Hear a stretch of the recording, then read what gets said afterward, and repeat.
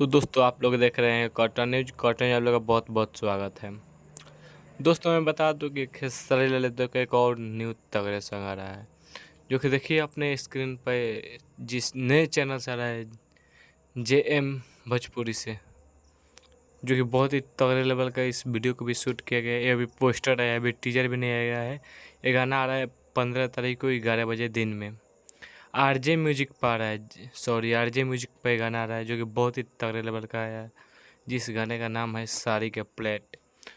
एक पहले एक मूवी का भी ये सॉन्ग रह चुका है, लेकिन उसी टाइटल में है, लेकिन ये गाने का अंदाज दूसरा है, जो कि आएगा 15 तारीख को 11 बजे। पूरा आग लगा देना है।